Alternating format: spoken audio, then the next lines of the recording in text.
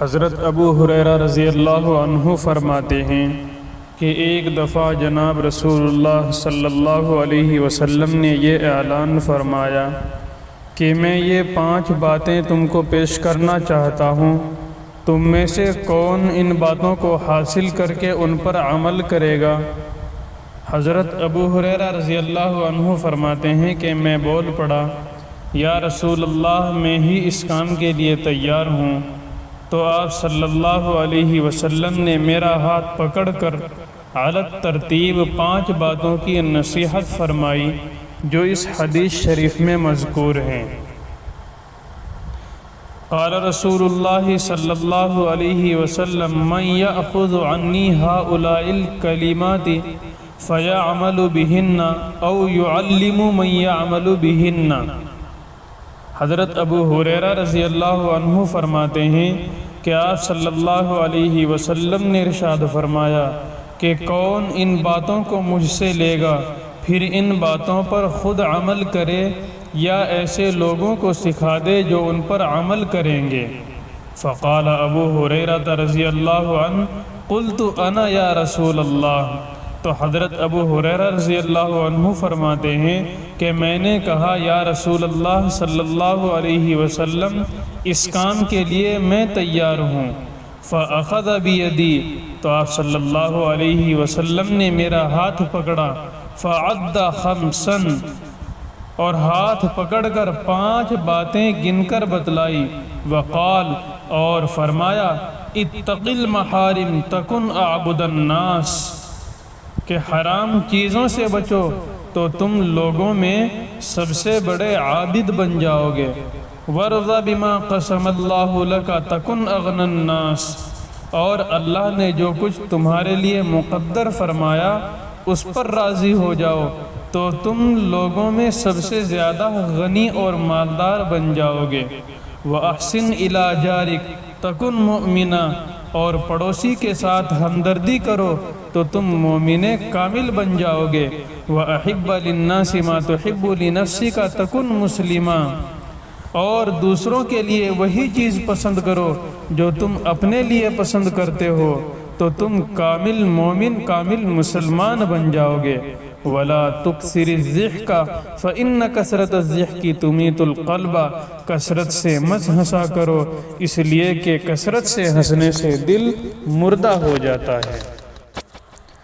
مذکورہ حدیث شریف میں آپ صلی اللہ علیہ وسلم نے ارشاد فرمایا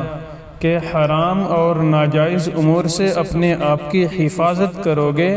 تو تم دنیا میں سب سے بڑے عبادت گزار انسان شمار ہو جاؤ گے۔ حرام سے بچنے کا نام ہی تقویٰ ہے، اور جس میں تقویٰ ہوگا وہ سب سے بڑا عابد ہوگا۔ جیسا کہ نماز نہ پڑھنا حرام ہے تو اس سے بچنے کا مطلب یہ ہوگا کہ نماز پابندی سے پڑھنا ہے، اور رمضان میں روزہ نہ رکھنا حرام ہے تو اس سے بچنے کے لیے روزہ رکھنا ہوگا، اور زکوٰۃ نہ دینا ناجائز اور حرام ہے تو اس سے بچنے کے لیے زکوٰۃ دینا ہوگا۔ حج فرض ہونے کے بعد حج نہ کرنا گناہ ہے، اس سے بچنے کے لیے حج کرنا ہوگا۔ جھوٹ بولنا حرام ہے، اس سے بچنے کے لیے سچ بولنا ہوگا جو عبادت ہے، اور خیانت کرنا حرام ہے، اس سے بچنے کے لیے دیانت اختیار کرنا ہوگا جو کہ عبادت ہے۔ نامحرم پر نگاہ جما کر دیکھنا حرام ہے، اس سے بچنے کے لیے فوراً نگاہ کو نیچی کرنا ہوگا جو کہ عبادت ہے۔ شراب پینا حرام ہے، خدا کے خوف سے اس کو ترک کر دینا عبادت ہے۔ سینما، فلم اور فحش پروگراموں کو دیکھنا حرام ہے، خدا کے خوف سے اس کو ترک کر دینا عبادت ہے۔ سودی کاروبار حرام ہے، خدا کے خوف سے ترک کر دینا عبادت ہے۔ غرض یہ کہ ہر حرام اور ناجائز چیزوں کو چھوڑ دینا عبادت بن جاتا ہے۔ اس لیے جناب رسول اللہ صلی اللہ علیہ وسلم نے ارشاد فرمایا، اتق المحارم تکن اعبد الناس،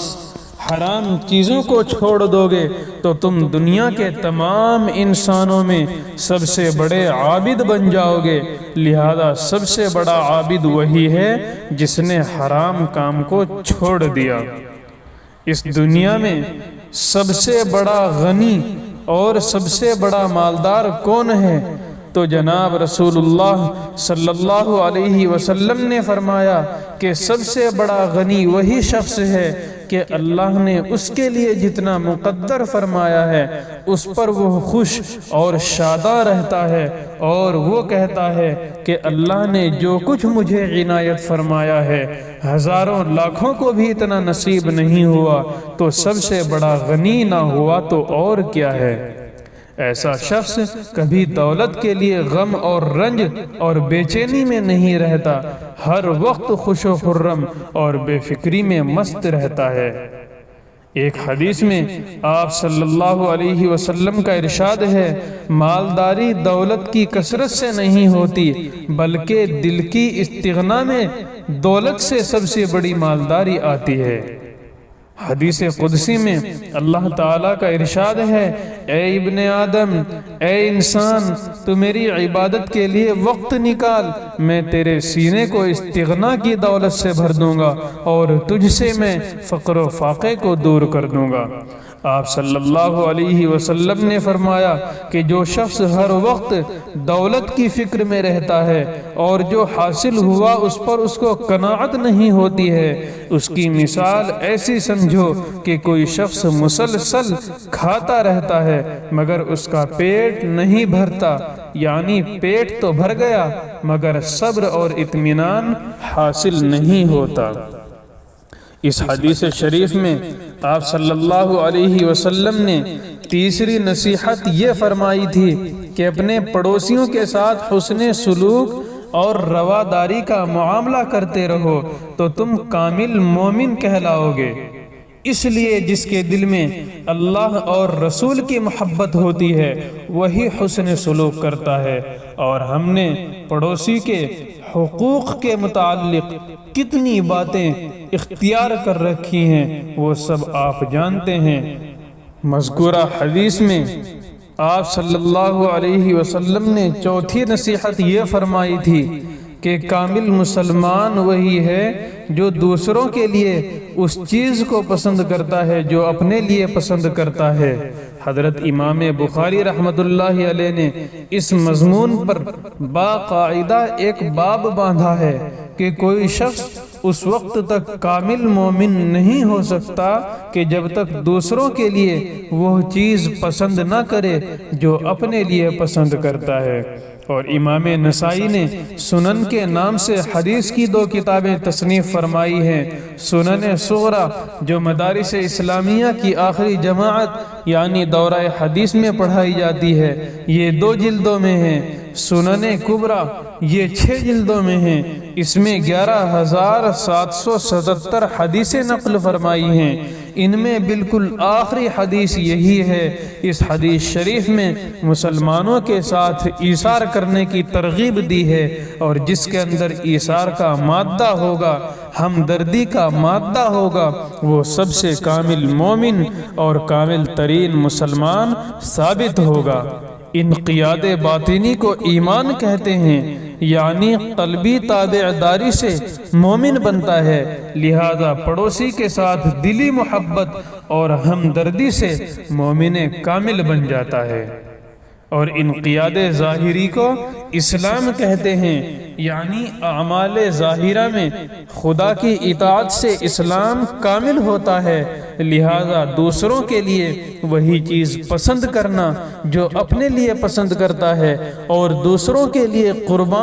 قربان کر دینا ظاہر عمل سے تعلق رکھتا ہے۔ اس لیے آپ صلی اللہ علیہ وسلم نے فرمایا کہ اس سے کامل مسلمان بن جاؤ گے، نیز دوسروں کے لیے ایثار کرنے والے میں اسلام اور ایمان دونوں کامل ہو جاتے ہیں۔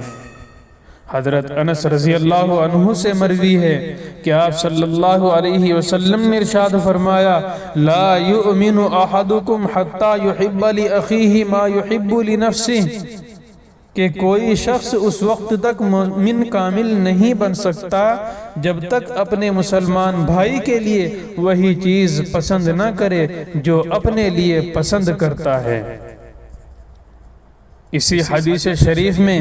آپ صلی اللہ علیہ وسلم نے 5ویں نصیحت یہ فرمائی تھی کہ تم کثرت کے ساتھ مت ہنسا کرو،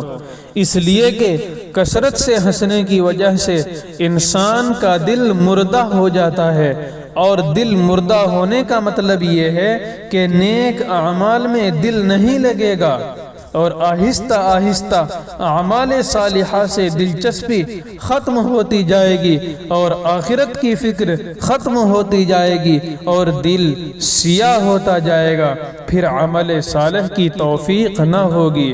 اس لیے آپ صلی اللہ علیہ وسلم نے نہایت اہتمام سے ارشاد فرمایا۔ ایک حدیث میں آپ صلی اللہ علیہ وسلم نے ارشاد فرمایا کہ جو باتیں میں جانتا ہوں اگر تم جان لیتے تو تم ہنسنا چھوڑ دیتے بلکہ روتے ہی رہتے۔ عن ابی ہریرہ رضی اللہ عنہ قال قال رسول اللہ صلی اللہ علیہ وسلم لو تعلمون ما اعلم لضحکتم قلیلا ولبکیتم کثیرا۔ نیز ایک حدیث میں فرمایا کہ ایسے لوگوں پر ہلاکت و بربادی ہے جو لوگوں کو ہنسانے کے لیے جھوٹ سچ ملا کر باتیں بتا کر باتیں سنایا کرتے ہیں۔ جناب رسول اللہ صلی اللہ علیہ وسلم نے ارشاد فرمایا کہ جس کے اندر 2 باتیں موجود ہوں گی اللہ تعالیٰ اس کا نام صابرین اور شاکرین کی فہرست میں کروا دیتا ہے، اور جس میں وہ دونوں باتیں نہ ہوں اس کو کبھی صبر و شکر نصیب نہیں ہوتا۔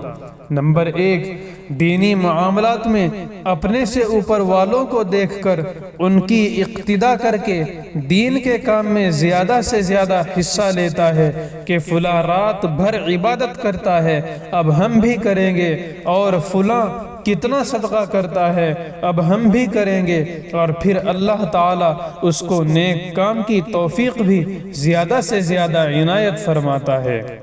نمبر 2، دنیاوی معاملات میں اپنے سے نیچے والوں کو دیکھ کر اللہ کا شکر ادا کرتا ہے کہ ہزاروں لاکھوں کو اتنا میسر نہیں ہوا جو مجھے اللہ نے اپنے فضل و کرم سے دے رکھا ہے۔ بہت اللہ کے بندے ایسے ہیں جن کو گھر اور چھپر بھی نصیب نہیں ہوا، اسٹیشنوں اور سڑکوں میں پڑے ہوئے ہیں، نہ سردی سے حفاظت نہ ہی دھوپ اور بارش سے بچاؤ ہے۔ اللہ تعالیٰ نے ہم کو جس حالت میں بھی رکھا ہے بہت آرام سے ہیں، اور اس کے برخلاف جو دینی معاملات میں اپنے سے نیچے والوں کو دیکھتا ہے کہ بھائی ہم تو نماز پڑھ لیتے ہیں، فلاں تو نماز بھی نہیں پڑھتا، فلاں تو شراب پیتا ہے، فلمیں دیکھتا ہے، ہم تو اس سے دور ہیں، اگر یہ خیال رہا تو پھر نیکی میں کبھی ترقی نہیں ہو سکتی۔ نیز دنیاوی معاملات میں اپنے سے اوپر والوں کو دیکھ کر افسوس کرتا ہے کہ فلاں کے پاس کیسی کیسی دولت ہے، پھر خود بھی وہاں تک پہنچنے کی خواہش کرے گا اور پہنچ نہیں پائے گا تو ہمیشہ غم اور رنج اور بے چینی کی زندگی میں مبتلا رہے گا۔ تو آپ صلی اللہ علیہ وسلم نے فرمایا کہ ایسے لوگوں کو صبر و شکر نصیب نہیں ہوگا بلکہ بے صبروں اور ناشکروں میں ان کا نام درج کر دیا جاتا ہے۔ جناب رسول اللہ صلی اللہ علیہ وسلم نے ارشاد فرمایا کہ جس شخص میں 3 باتیں پائی جائیں گی اس کے لیے جنت بہت آسان ہو جائے گی۔ نمبر 1، حلال کمائی حاصل کر کے حلال ہی کھاتا ہو اور حرام کے قریب بھی نہ جاتا ہو۔ نمبر 2، سنت رسول کا عاشق ہو، سنت کے مطابق زندگی بنا لی ہو اور اس کے قول و فعل چال چلن سب سے سنت نظر آتی ہو۔ نمبر 3، تمام انسان اس سے مامون اور مطمئن ہوں، کسی کو کبھی یہ خطرہ نہ ہو کہ ہم کو کسی وقت یہ شخص شر اور فتنے میں مبتلا کر دے گا، اور نہ ہی بدخواہی کا خطرہ ہے، اور نہ ہی یہ شخص اپنا کام سیدھا کرنے کے لیے دوسروں کے حقوق اور ضرورت کو صرف نظر کرتا ہے۔ آپ صلی اللہ علیہ وسلم نے فرمایا کہ ایسے شخص کے لیے جنت آسان ہے۔ تو اس پر ایک صحابی نے سوال کیا کہ یا رسول اللہ صلی اللہ علیہ وسلم، ایسے لوگ تو اس زمانے میں بہت زیادہ ہیں۔ تو آپ صلی اللہ علیہ وسلم نے ارشاد فرمایا کہ آئندہ چل کر ایسے لوگ بہت مشکل سے ملیں گے۔